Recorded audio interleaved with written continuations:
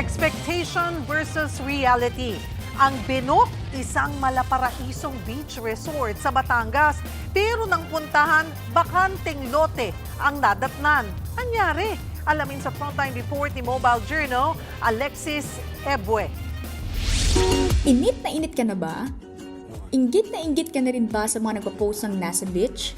Si April Shan, isasama sana ang kanyang pamilya sa na-search niya online na beachfront resort sa Calatagan, Batangas. Ang pangalan ng Facebook page ay Marilag Villa. Sa picture at videos pa lang, talagang mukhang marerelax ka. Siyempre, para todo ang bakasyon, hindi lang one night kundi 2 nights ang binook ni April. Sabi ng kachat niya sa Marilag Villa, 40,000 pesos daw ang presyo. Pero kapag full payment, makaka-discount ka. In fairness naman kay April, sigurista rin. Nanghingi siya ng mga proof kung legit ba ang Marilag Villa. Sinenda naman siya nito ng mga permit at resibo. Kaya naman, nagbayad agad si April ng 38,000 pesos.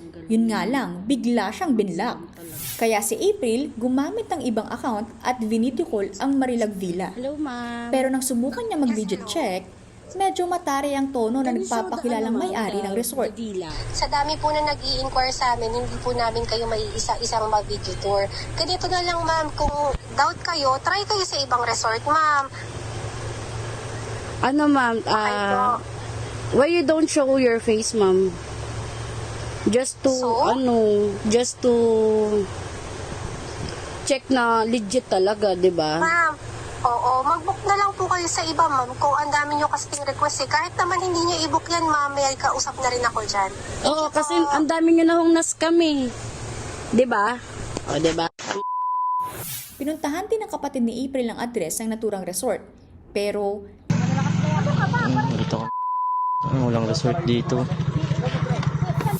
dito nila napag-alamang 28 na pala silang nabudol. At nakatakda silang magdemanda, lalo't aabot sa kalahating milyong piso ang nakulimbat ng scammer.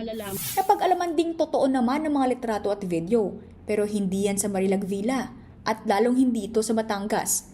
Ninakaw ang mga litrato at video sa Sam Sunderstone Beach Villa na nasa Toledo City, Cebu.